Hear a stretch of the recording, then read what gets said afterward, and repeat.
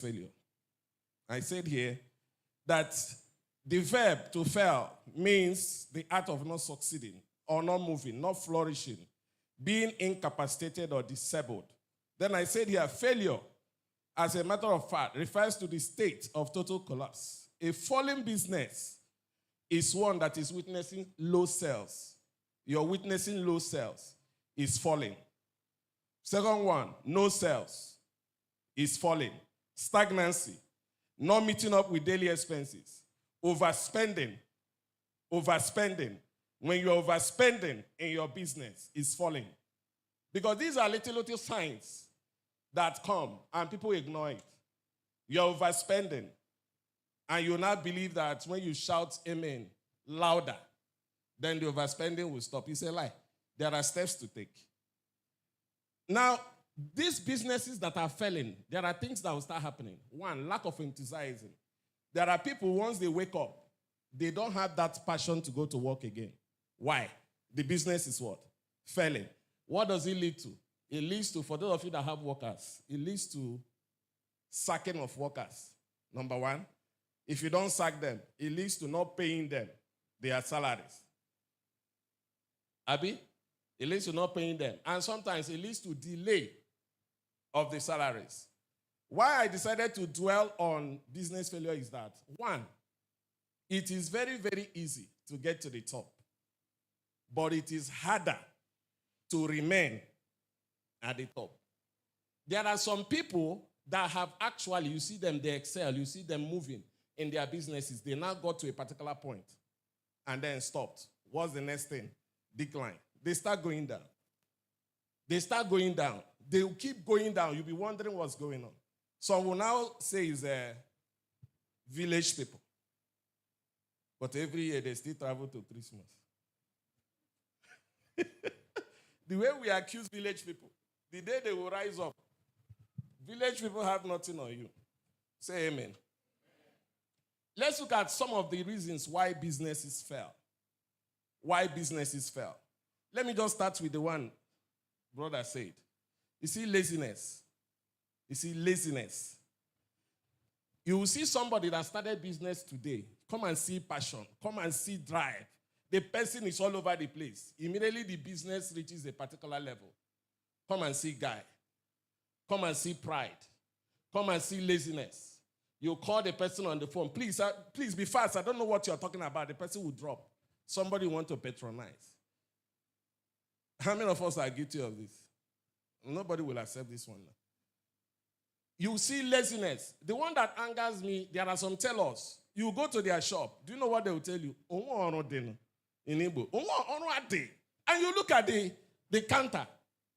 So many clothes unsewn.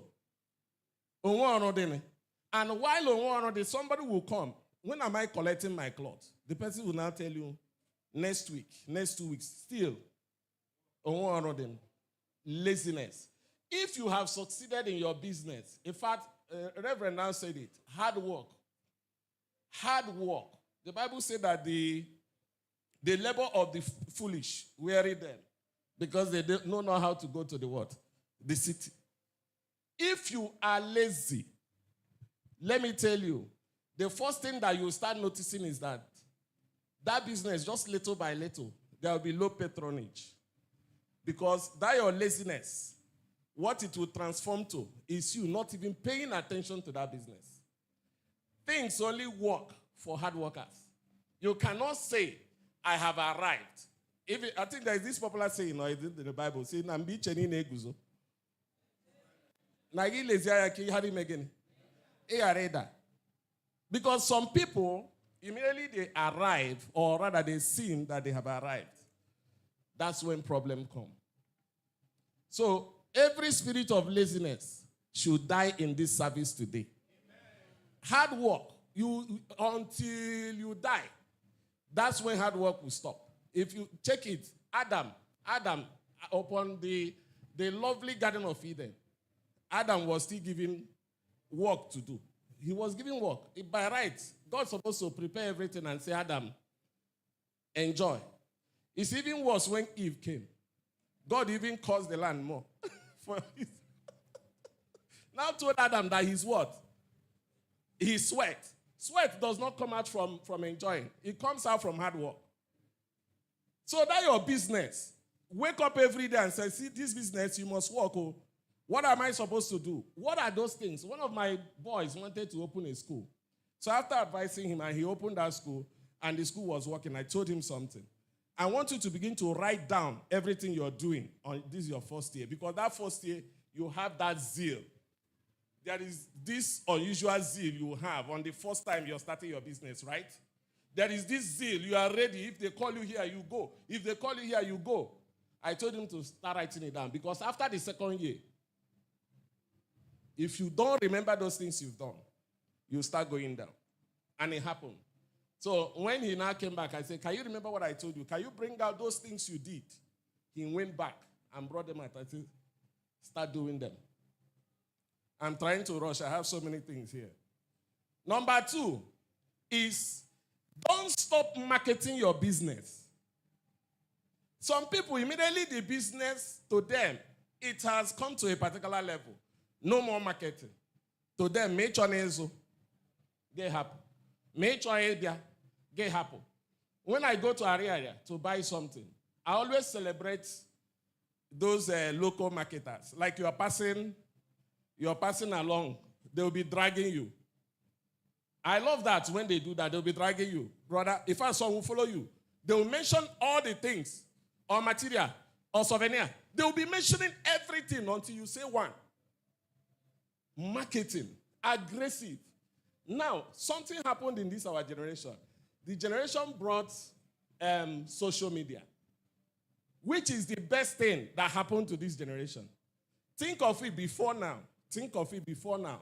If you want your business to be heard or seen, you pay a huge amount of money to television or to mommy here. Or you pay it to mommy to announce it. But now things have changed. Everybody, you can actually market your business by yourself. But what is happening in this generation, you see some of these our youth spending endless time scrolling, seeing other people's business, but their own, they will never post it. They will never talk about it. These days, things have become easier with the introduction of artificial intelligence, AI. Before, you want to do adverts for your business, you need to call, what's the name of this, my man, that used to, you call them, look for people that you will record, that will say something about your business. You don't need it. You create your advert using what?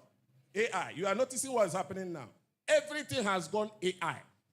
And then your own business, you can't create it. Or rather, you now say, let me learn how to use this AI and create an advert for my business. Some of you will say, there's something some of you will say that discourages them from posting about their business. That when they post it, that they don't get reactions. Like some people, when they post something and they see reactions, they are happy. What I mean by reactions, people will comment or like or love. They will be happy. But let me tell you something. Whether they commented or not, they are seeing it. If you want to check whether they are seeing it, post it on your story. Are you with me? Post it on your story. And also, let me use Facebook. They have made it possible that you can actually know how many persons that viewed whatever you've posted. They are seeing it. It's just like signboard. That advert you're doing is like signboard. People are seeing, look at how many signboard on this street. But one day, somebody who needs that your services or your product will call you. Take advantage of the social media. In fact, if you must open your social media one day, also post about your product that same day. Is it possible? Somebody once told me when I said this, and he said, what time? Post here. Those of you that follow me, you know I don't joke with my own. I don't. Those of you that follow me, I don't joke with my own at all. Whatever I'm telling you, I'm doing it. I don't joke. I will give it to you back to back. And let me tell you how I do it. Because somebody asked me, with all your busy schedules, let me show you. Nobody posts that for me. I'm the one. Like I am the one. I don't have a social media manager. I'm the one. So the person that asked me, how do you do it? I said, look at it, very simple. Facebook made it easy for you to schedule posts. I hope you understand what I mean by scheduling. Like you want to post something for 30 days. Just bring out one day, maybe 1 hour. After you have prepared the products you want to post, you select this one. I want it to be posted on Monday, 23rd, 9 o'clock. The other one, Tuesday, 10 o'clock. You schedule all of them and press send and start going other businesses. That's why you are paying for that data you're using. Then it will be posting your product. People will be seeing it. Instead of you standing on the road to be shouting, come and buy, like if you go to Ahiohono, they use a bell. They use bell now. Those people that sell bend down, they'll be, that is your own bell you're ringing. Because these days, the world has gone online. Many people are practically living online. They have duplexes there. They have many mansions online. They don't go anywhere. So why would you now miss that opportunity of talking about your business? Look at MTN. As big as MTN is, MTN will still be every time, even you want to make call, they will still advertise inside your own call. They will say something for you to know that it's MTN. What about DSTV? DSTV will advertise DSTV inside DSTV. Am I saying the fact? Somebody will argue and say, but DSTV is big. Why are they not bothered? They are not supposed to be bothered. But they are. Because any little thing, you'll get lost in the marketplace. That will not be our portion in Jesus' name. I've talked about two. The second one is this. This is the one you are going to do what we call self-reflection. Wrong choice of business can lead you to failure. At first, this business you are doing now, ask yourself the truth when you go. Is it actually the business I wanted to do? Is it the one? Or am I just managing this business? Like people manage business. They are not managers, but they do what? They manage the business. They say, let me just be managing this one. And before you know it, time has gone. If the business you are in is a wrong choice, that business is bound to fail after some time. Because you are going to lack the knowledge, the inspiration, the innovation to keep driving that business. It will fall. So that is why this one is what we call self-evaluation. You go back, sit down, and ask yourself, this business, where is it actually going to lead me to? So that if it is not leading you anywhere, what do you do at this point? What do you do at this point? You better stop and change. You see, let me talk about the man. The life of a man is so short that before you know it, you have grown so old. And the guys I'm seeing now, before you know it, they are telling you, you are going to marry. Are you people married? Two of you. Before you know it, you now see your mates giving you card. You'll be like, am I that old? Before you know it, all your peers will start getting married. They said, if you want to change the world, do that before you marry. If not, after marriage, you may not change the remote. Because marriage will make you, this is the time. Like he mentioned that he saw the people doing a medicine, that he started asking himself, why? At this age? I once asked myself that question. I saw a man of about 70 years. He was bending. He was hawking old boxers. He was bending. He was hawking the old boxers like this. I was in the car. I just parked. I was looking at the man. Something was ringing in my head. What happened all his life? In fact, who will leave him by? You know, anytime we see old people around this side, we regard them as witch. Do you notice that kind of concept? When you see somebody old like that, you don't know, looking haggard, it's a witch. I won't buy from you. My destiny. You call it. So, wrong choice. Wrong choice of business is bad. So, check very, very well. Check very, very well. Now, the next thing here is, this one is very, very important. Poor product differentiation. What? Now, any product you're releasing, you're using now, or you're producing, you know that there are people producing the same type of product, right? The services you're rendering, there are people giving the same type of service. we call it USP, unique selling point. In your business, what is your unique selling point? What is that thing that is different? That people, when they hear about your business, they know that even though it is the same service, even though it's the same product, but my own is different. If you are selling any services here, and you are selling any product, and there is no USP, USP stands for what? Good, unique selling point. If there is none, that your product will be lost in the market. When it is lost, people will prefer to patronize the ones they already know. Because your own, nothing is different. You are sewing cloth. Nothing is different about what you sew. You will sew, one hand is shorter than the other. Is that your unique selling point? You tell somebody, anytime I sew clothes for you, one hand will be shorter. In case they cut off your hand. You still... No, it's very, very important. Now, how do you, Reverend Joe was saying it, how do you differentiate your products or services? Number one is the branding. If you brand your product, people will take that in and know you. Like one of our motto in the school there is, we don't do different things, but we do things differently. Did you hear what I said? We don't do different things, but we what? Differently. That's one of my motto. We don't do different things, but we do things differently. The same thing others are doing, we do it what? Differently. Branding. If you don't brand your services and your products, it will get lost. People will, when they see your product, they will say, this is this one, and this one is different. Let's take about,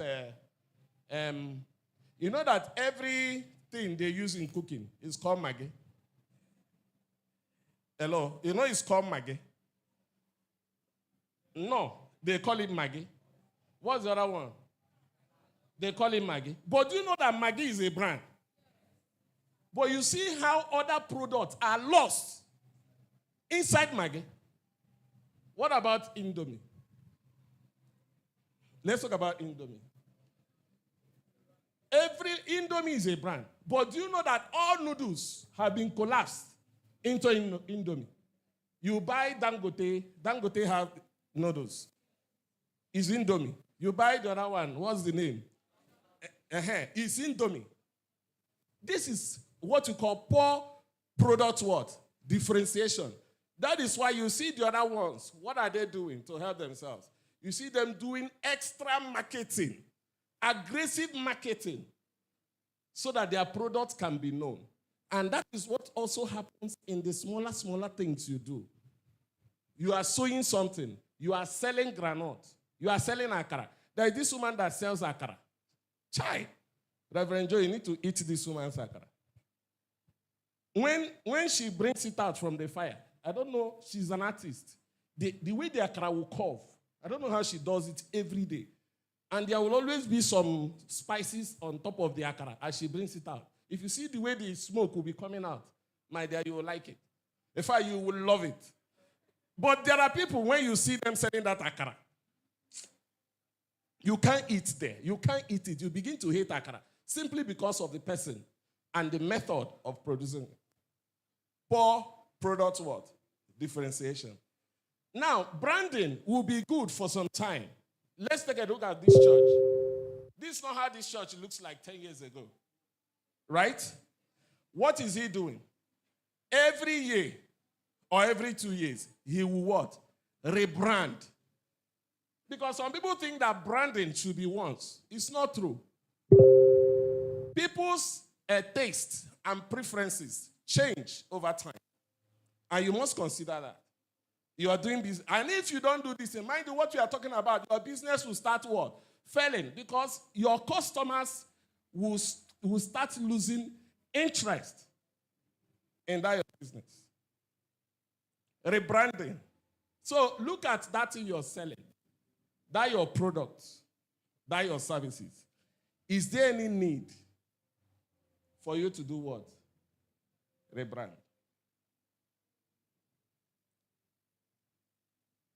Now, the next one. Please, my timer. You'll be giving me a sign. Oh. Where is that my timer? This one is very, very important. Snubbing customers' demand. Snubbing customers' what? Demand. You know, there is this popular saying that customers are what? Always right. And they are kings in the market because they determine what happens. Do not snub your customers' demand. There is this guy that sells paint to me. Let me tell you what this guy did one day. In fact, that was the end of our business relationship. I called this guy. I need 10 buckets of blue paint. The guy said, okay, sir, 10. I say, yes. Blue. I say, yes. I left. After he now brought the bucket of paint, you know, it's usually covered. So when I came back, I decided to open the paint. I opened the first one. It was green. I said, maybe it's a mistake. I opened the next one. Green. Third, green. Till the 10th. Green. I called him. Nah, I saw green. It's like you made a mistake. This is not my order. He said, yes, sir, but green is also good. Use green. Are you okay? I want blue. And you are telling me to use what? Green. I beg, come and carry this thing. This guy was insisting. Sir, use the green. Green will be better. Some of you are like that. Persuading your customers unnecessarily. This is what I want. This one is what I want. The style I made for you is better. Who told you? It's better for you, not better for me. Listen to your customers. Stop snubbing their demands. Stop snubbing them. Because you might think that your Taylor, some of you will tell him, since you're not this business. For God's sake, you are in that business for a long time, but that customer wants to enjoy your services. Let me use this one. The one that just happened today is on Friday. I called an electrician because of the little get-together we'll have today to come and change some POP lights in the parlor. So I called him. I know how much they said that thing is 2.5. So I already called him. I said, bring 5. He said, okay, sir. He brought 5. He was fixing. After fixing, I said, hey, how much is your money with your labor? He now mentioned something. I said, is it not too much? How much is the POP light? He said, there is the 2 he put for me. That 2 is 5,000 each. I said, excuse me. Like you brought something of 5,000 and put for me without telling me. So who will pay? He said, sir, that one is better than that of 2.5. I said, do you have that of 2.5? He said, yes. Put that of 2.5 for me. This guy refused.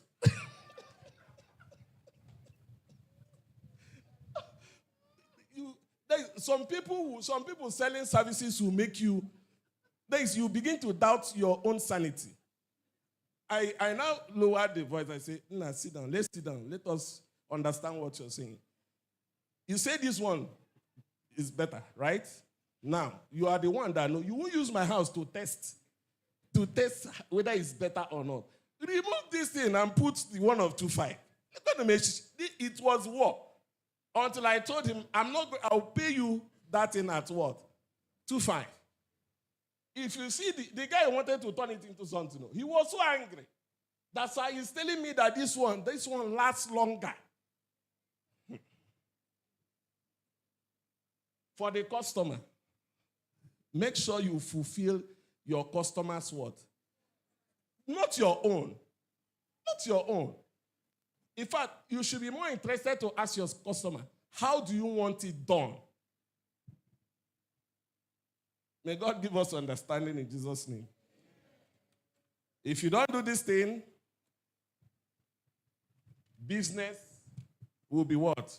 Going down. And you start going to church every Sunday and begin to pray against your enemies. Those fighting my business, die. You go home that day, headache. You'll be having headache. You'll be wondering, I just came back from church and I'm having headache. It is the result of the prayer you prayed for those against your business because you are the one. That is why before you, their own, for the reverend, their own is to raise those prayer points. But before you pray, check yourself. Anytime they say pray against the enemies of your business, enemies of your growth, check yourself before you open your mouth. I know what I'm saying. Because you might be the one. You might be the one. Now, let me tell you, all these principles I'm telling you now, an unbeliever applying them will still succeed in the business. That's the truth. An unbeliever who doesn't even attend church will be able to listen to the customers. What are your customers saying? Please, let me also tell you this. When your customers complain to you, they don't hate you. Church, do you hear what I'm saying? Some people hate any form of complaint from their customers. It's called feedback. Listen to them. Those ones that come to you to complain, they actually want you to improve. But there are those, they won't talk. But that is the end. They won't say anything to you. I prefer, tell me that. Although there are some customers in a one-word job, I understand. So when they say that, in the thing will hit you, but you're serving the public. Now think of if Tinubu reads every comment on the social media. That guy will not wake up. He will not wake up the next day. So he knows he's serving the public. I remember when Buhari was alive, he said he doesn't even go near the social media because of the things. That's the same way you see yourself. All right, I'm rushing. The next one is insufficient fund. Insufficient fund. That business you're doing now, if there is not enough fund to sustain that business, it will fail. I'm telling you the truth. There is this thing assemblies normally do, retreat. Retreat. The meaning of that word retreat is to do what? To go back, right? To go back. Because some people, because they just want to start that business, I want to take a step of faith. This reverence will ginger us. In the church. Take a step of faith. And that business is supposed to start with 1 million naira, at least to sustain it to a point. But you have only 15 naira. So I'm going to start it with 15 naira. You go and start it. Suffering. Suffering. You started a business. You are suffering in that business. It looks as if everything is against you. Check well. What you are just suffering from is what? Insufficient fund. It's not as if something is wrong with your business. People who have come to me to open a school, there's something I tell them. Make sure you have the salary for the staff for 2 years. So that you don't come and depend on people who are going to bring money at that point. Because if you're hoping and they didn't come, you now say this business, it's not a good one. Or there is somebody that is after me. That's always our escape in this part of the world. Somebody is after me. They are not happy with me. The way I look, they don't want me to grow. It's a lie. Personally, I don't believe in that nonsense. Before I venture into any business, like I said, I study the failure part. Then when I now see the failure, what do? I jump and pass. And that's what is happening here. Insufficient fund. Take that business you're doing now. Do you have enough fund in that business? Not the one the business will bring. The one that will sustain that business until you start making what? Profit. Because if you don't have fund that will sustain that business till you start making profit, believe you me, that business will just gradually. It doesn't die once. Business doesn't die once. It's gradual. It starts with the hand, amputation. Before you know, a stroke on the left leg. Before you know, a blindness. And then paralysis. Don't wait. Don't wait. It's not our portion in Jesus' name. It's not our portion. It can never be. Look at another one. Uncle said that thing. Untimely business scaling. This one has killed so many businesses. Untimely business scaling. One of my boys that used to sew clothes. In fact, he was the one that sewed one of the clothes we used in the anniversary. He sewed hoodie. So he came to the house. He told me, sir, there is something I want to do. I have gotten 3 million now. Based on your advices, now I have 3 million. Say, you have 3 million, congratulations. He says, sir, there is something I want to do now. I want to now go and open a shop in the town. in a flat to decorate it. I was just smiling. The guy was listing all the things he would do in that flat. When you finished talking, he thought I would just start clapping for him. I told him, can I tell you the blunt truth? He said, yes, sir. That is why I'm here. You will not do that. You are not going to open any shop. That place you stayed and make that 3 million. I want you to make that money up to 10 million. Then you come back. See, let me explain to you what you're about to do. The place you're staying to make that 3 million is a family house, and you are not paying rent there. So that 3 million is part of the rent you are supposed to pay there. All this while. And I believe maybe you're not paying light bill because it's a family house. So the family might contribute and then pay because there are other people in that place using the house. Now, I will now start explaining to him. When you now go to that town you want to go and open the shop, how much is a flat in the town? How much? I think it's up to 1 million a year. Now, I even told him 800,000. I say 800,000 a year.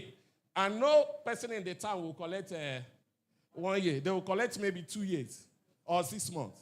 I say, do not pay it. You now talk about the decoration.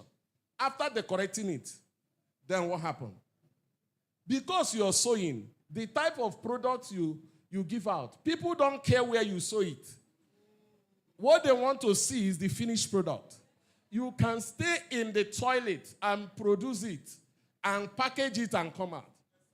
Don't come and overburden yourself. That is what you call untimely business scaling. Now you're doing the business. You only have 2 workers. Both of you are into it. Now suddenly you're getting money. You start feeling like the boss. I don't need to do it. Somebody came into my school the other day and saw me teaching. He said, sir, you are still teaching. I said, really? How old is my lecturer? He shut up. I just asked him that, how old is my lecturer? Is he not older than me? And he's what? So because I am now the director, I cannot teach. For God's sake, God teaching KG, madam. Nobody knows me as director before now. He's teaching, and I teach very well. And my So, you are managing yourself in that your business with 1 worker or even yourself. Suddenly, there's a little money that walked in. You now went and hired 5 staff, hired 6. You are now CEO, the boss. You walk in. Good morning, sir. You say, morning. How are you guys doing? Make sure you are working. Is untimely. That business, you are now going to start spending more on salaries and other maintenance issues. And before you know it, that business will start what? Going down. Let's look at another point. Let's look at another point. Poor financial management. I spoke extensively about this one the last time I came here. Financial management. Uncle said you should be saving 50%. Yesterday, I like to use practical. Yesterday, the driver and the conductor that manages my truck for the water, they came back yesterday. And I happened to be in the compound. I called both of them, and I sat them down. I said, there is something I want to discuss with both of you. I don't know how you guys have been managing the money that is paid to you people by this company. Because one of the things that kills a man is that every day you are saying, I'm busy. I am busy. I am busy. You are a girl. I am busy. But that your busyness, nothing is coming out. If you check well, most times it's all about poor financial management. Poor financial management. You are busy, but for responsibility, you cannot do anything. Then why are you busy? You're busy doing nothing because you have not taken time to calculate. So I told the guys, now let me calculate to you what you guys make. And you people should tell me how you have been managing this money. Because I will feel so bad that you people will stay here. And then you cannot do something for yourself. Now, these guys sell about 3,000 bucks minimum in a day.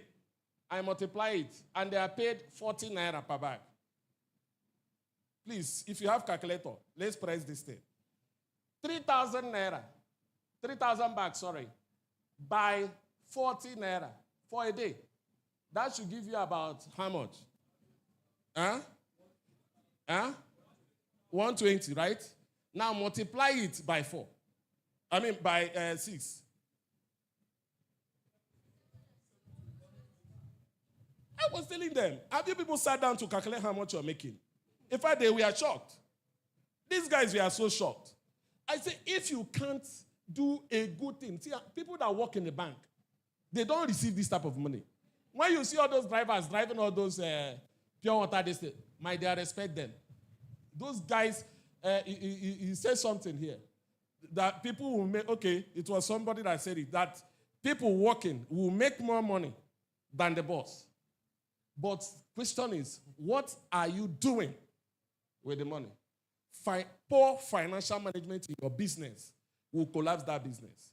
The last time I was here, I told you to make how many accounts? Who can remember?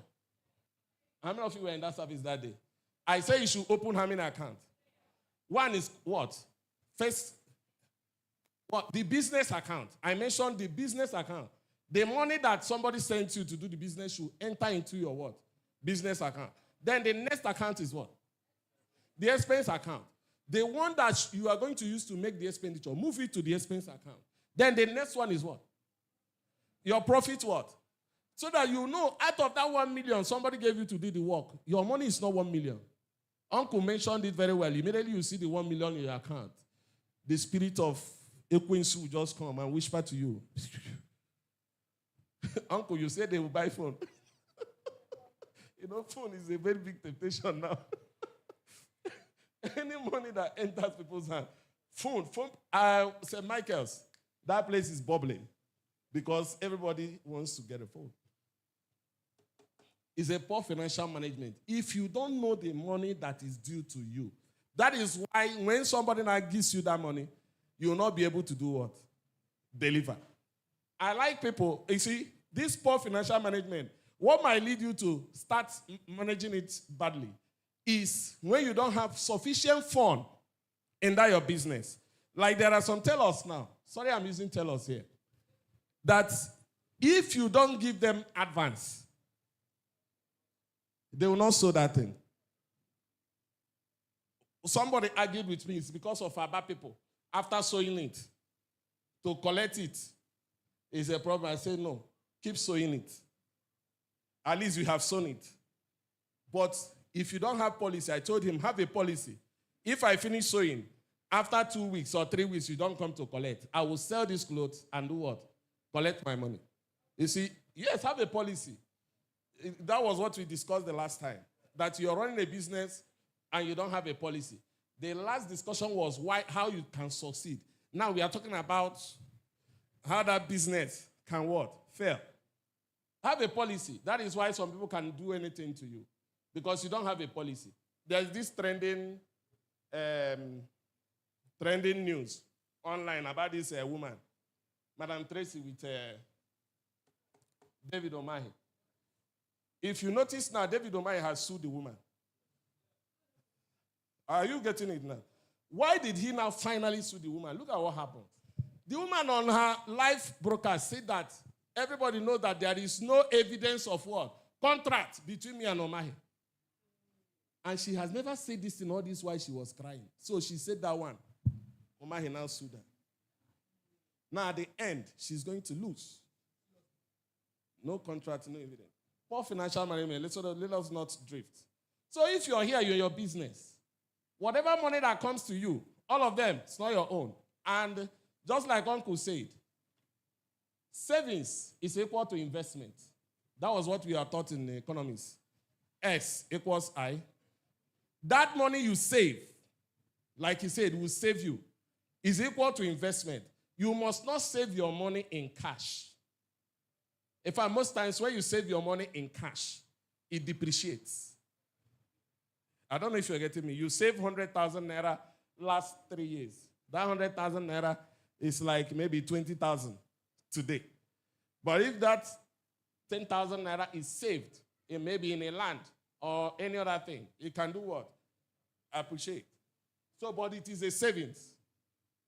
So ensure that you record everything that comes into your business.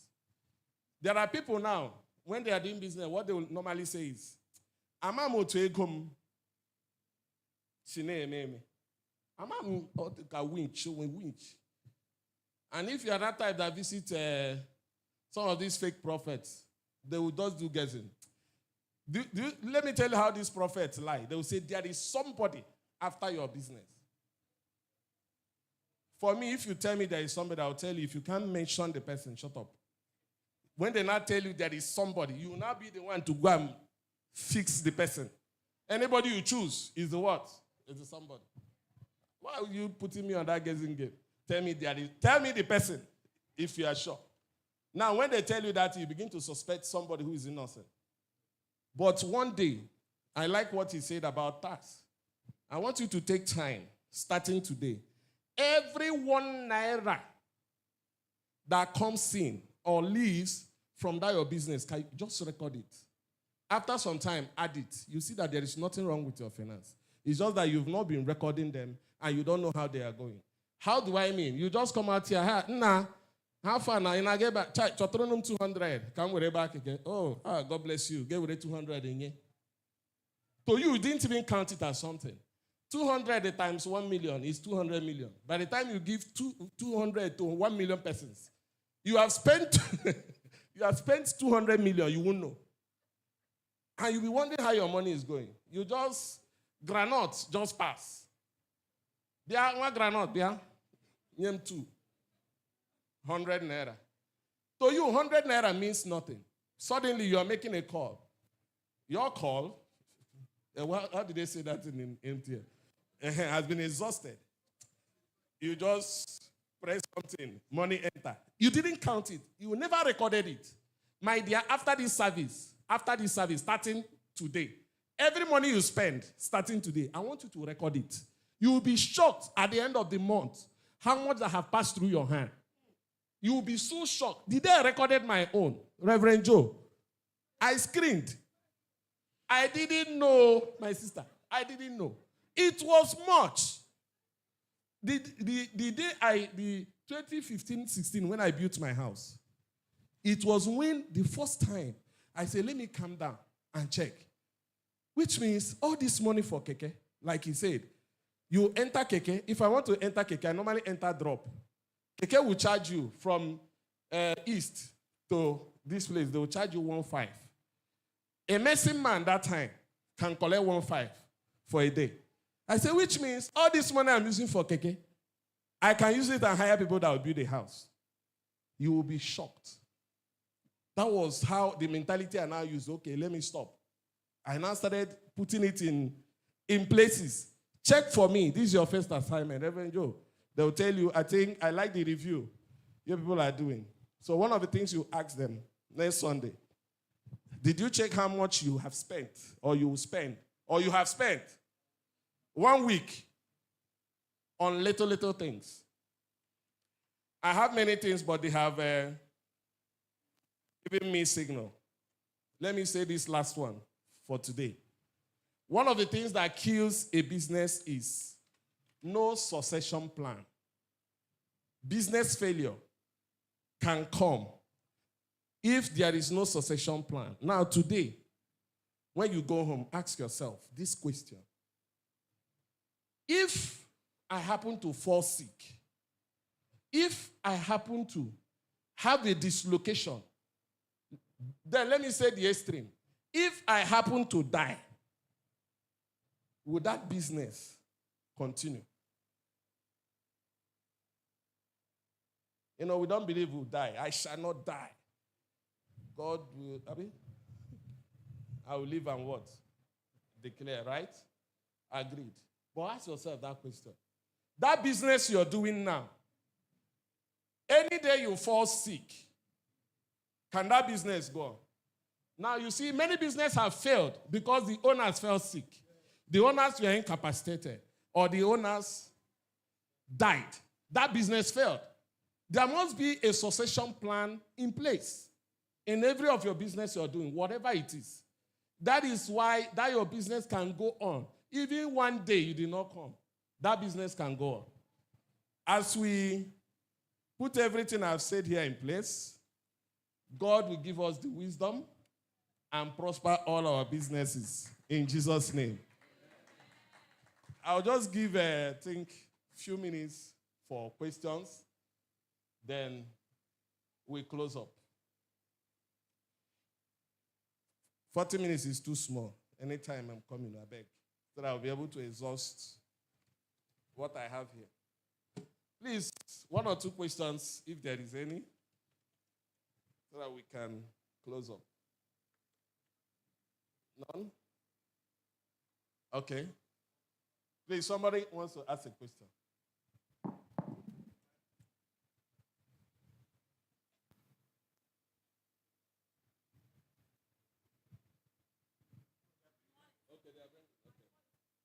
Okay, ask. Morning.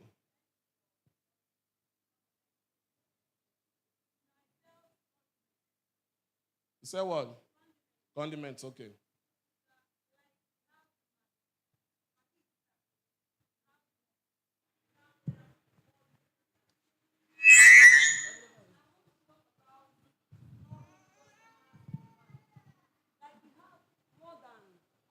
Hundreds of spices. This customer will just come and say, I need this particular spices. Another customer, you just go and buy it. Another customer will just say, I need this particular spices. You just go and buy it. And that particular one, you know that this person will say, I don't like this one, I don't like this one. That one will stay there to expire. In that situation, what will you do? A customer ordered it. Yes, sir. Then I think it's your policy that is making it. If somebody is ordering something, what's your policy? Does the person pay in a little before you order, or you just order 100% and it's on your head? And the person also has right to reject the order. I just want to understand. What I mean is that we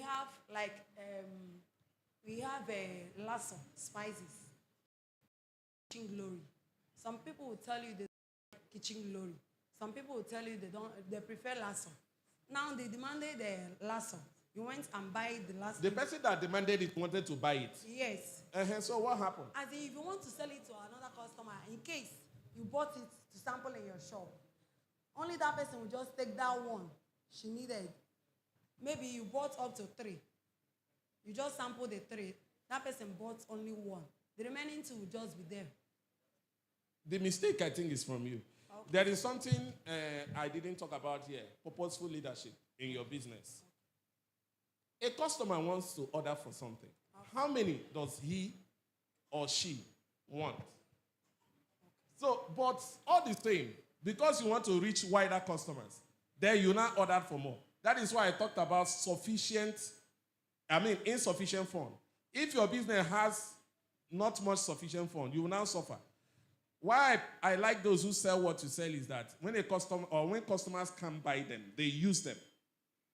Unless you're selling what you can't use. In form of, imagine I'm selling rice. I ordered rice. Customers have not come. I can't buy rice. I chop the rice, put the money back. Yes. Okay. So I think you need to check how you relate with those customers when they make the order, so that it does not stay in your hand. I understand that part.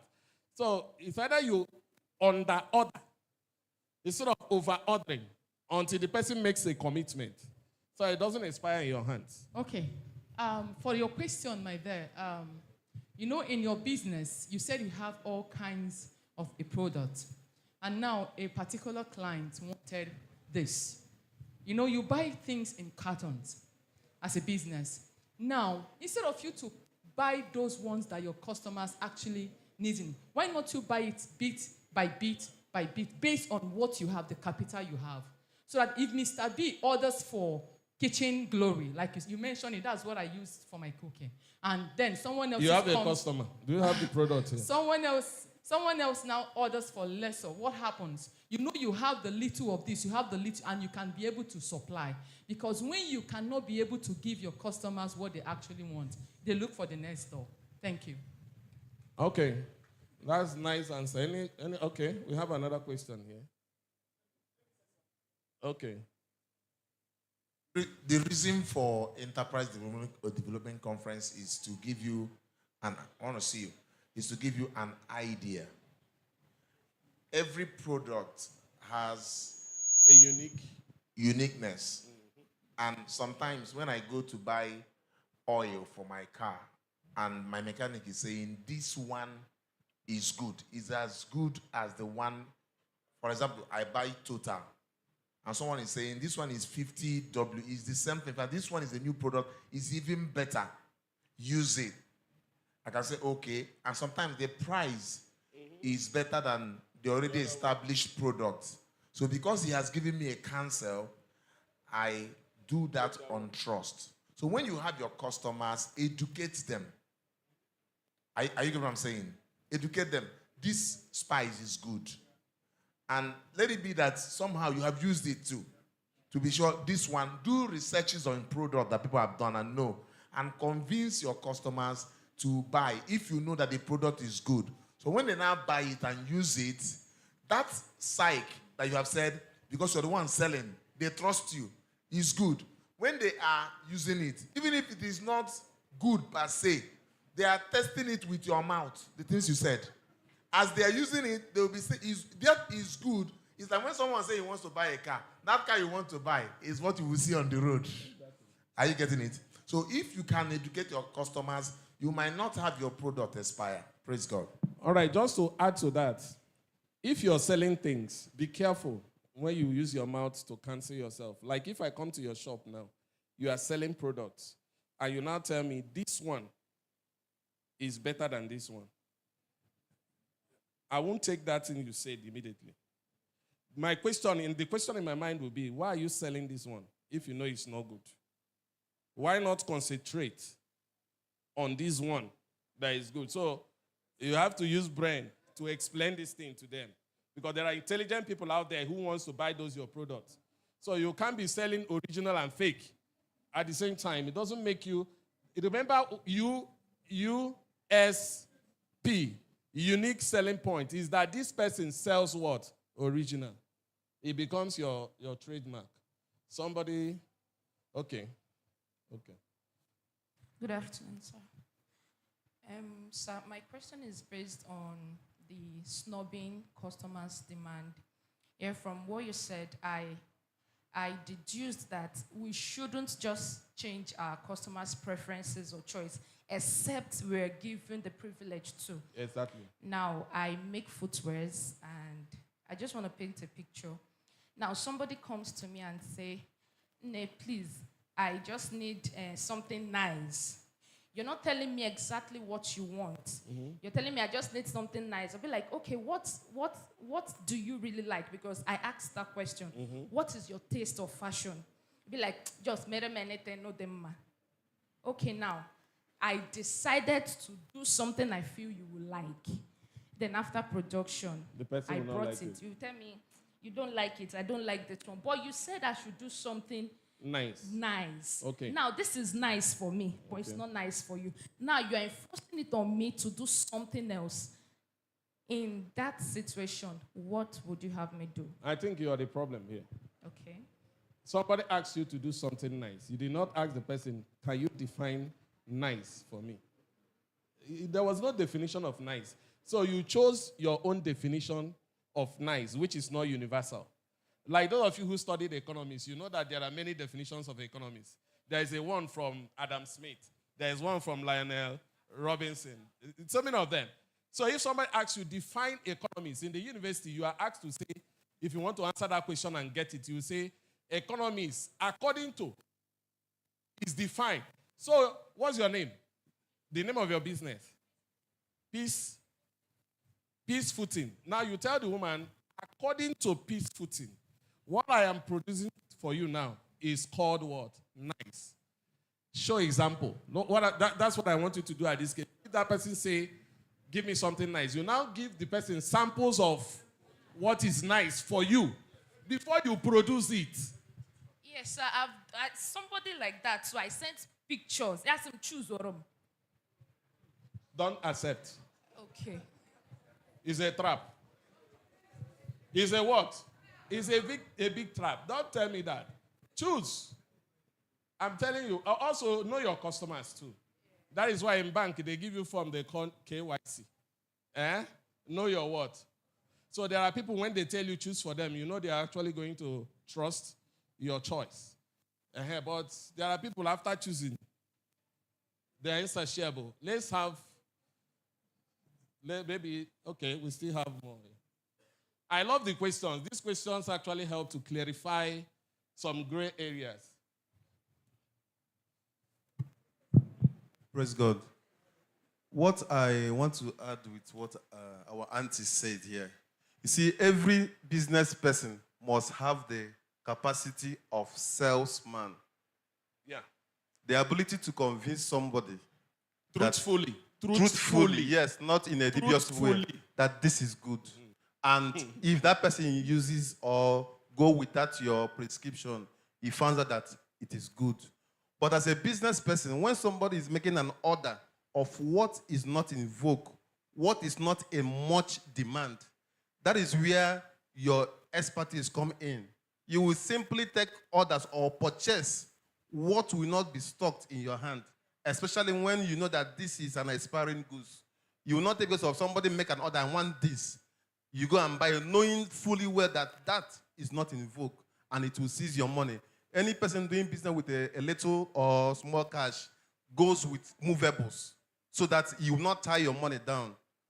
I'm speaking from experience. Thank you. Now, let me use this illustration and warn everybody what people do in the market. Let me tell you how people put you in trap since this thing came now.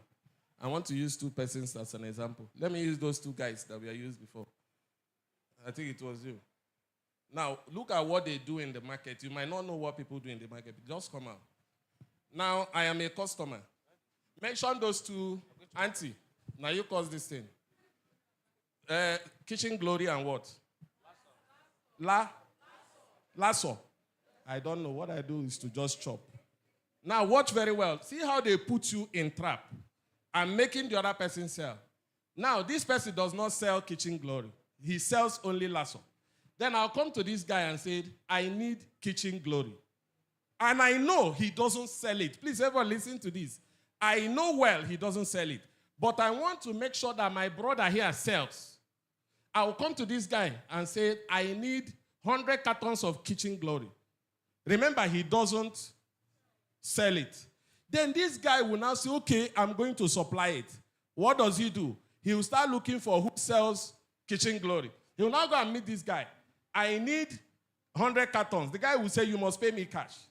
Now he will buy it cash, hoping to sell. Now, remember, this guy has now sold. It is his plan with the customer. You guys are not understanding what is happening in the marketplace. They play a lot of games. This guy will now carry 100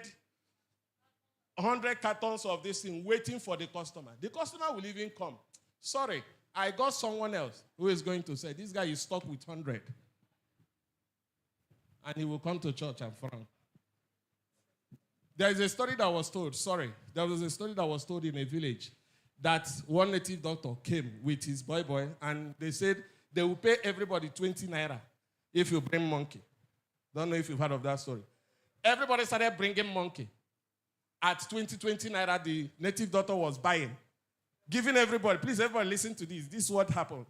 Everybody was bringing monkey. The guy was giving them 20 naira. Then at a time, monkey now was getting scarce. The native doctor now told them, I will pay 100 naira for every monkey now instead of 20. People were still going to get monkey everywhere. And the man was buying. Suddenly, the man has all the monkeys. There was no other monkey. Then the native doctor disappeared. Then before he disappeared, he told the villager that he would pay 500 naira for the monkey now. And he disappeared. Then his boy now was going around and saying, my master is not around. I can sell you the monkey at 400. So you now sell it to my master at 500 when he returns. People started buying the monkey at 400 naira. All of them bought 400 naira. And then that boy disappeared also and went to his master. The whole village, everybody was holding monkey. Nobody to sell the monkey. While you're in the marketplace, and you'll be wondering what is happening. Somebody will come to your shop and ask you something he knows you don't have. He knows you don't sell it. And he will give you a very big In fact, you come out and say, you even call Papa, Daddy, the call I got today, I know it is God. Which God? Shut up there. Check it very well. Please, the last question. Let me go and enjoy my marriage job. Praise the Lord. Okay, Daddy, you are here. Okay. So my question there is that there was something you said concerning if anything happens to me today, Yeah. maybe in my business or my business now, who will replace me? What happens? Just let me use Like the say, word. if I Can die, that business, use can the the word. business continue? Yes. In fact, I have checked my children. None of them were that serious about that my business, and I love it. Okay. So at times it pains me. What will I do? Okay. That's my question. Okay. Very powerful question. I know that's if you have not thought of this thing. Hello, are we together? This is question.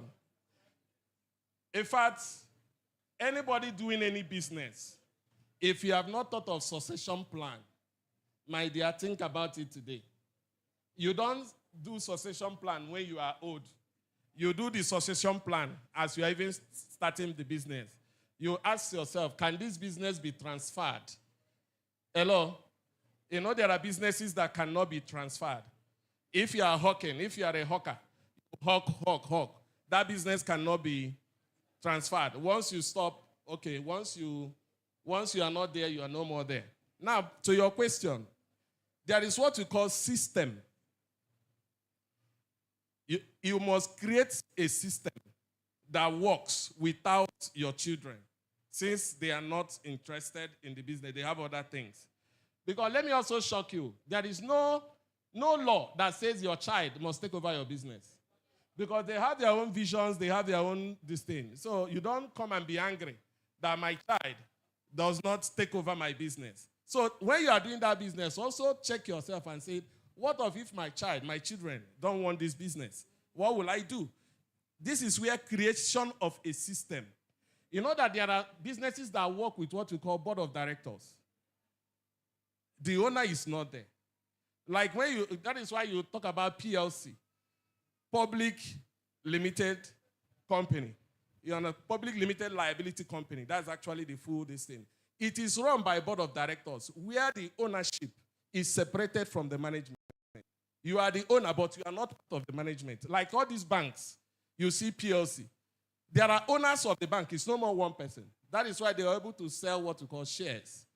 This is high level of this discussion, but I have to explain it here.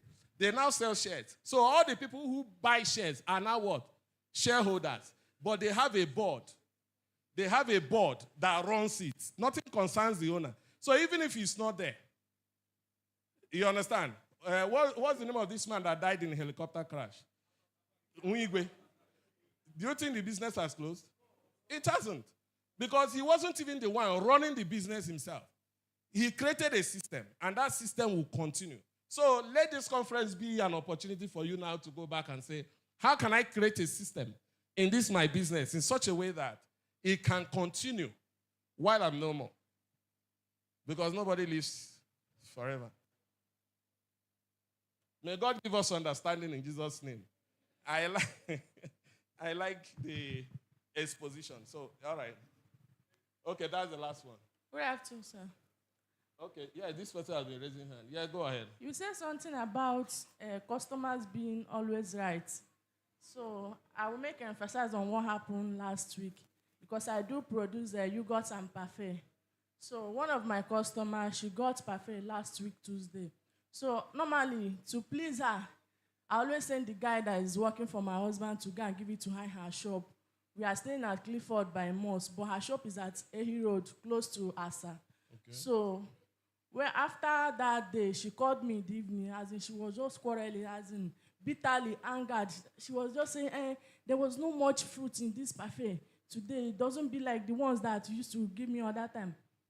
I said, ma, the fruit is very, very costly this day, but I'll make it up to you. As in, she kept quarreling until she ended the call. But almost everybody who got the parfait that day, about 15 of them, she was the only one who complained. So in that case, what will you do about it? Okay, let me ask you a question.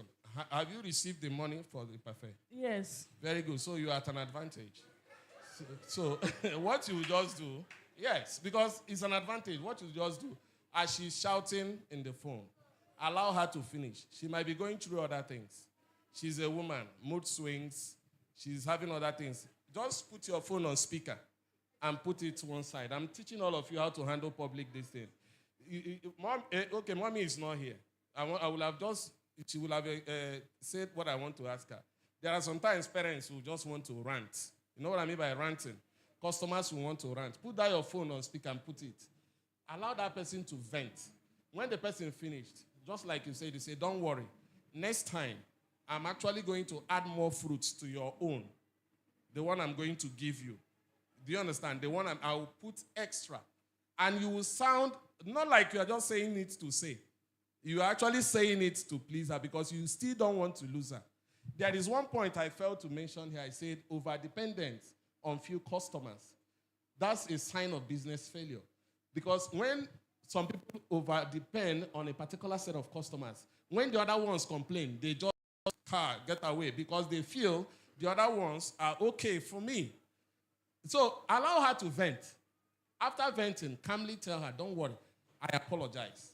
Please, that word is very, very important in business. I apologize. Some of us, once the customer raise voice, he would only shut up there because of getting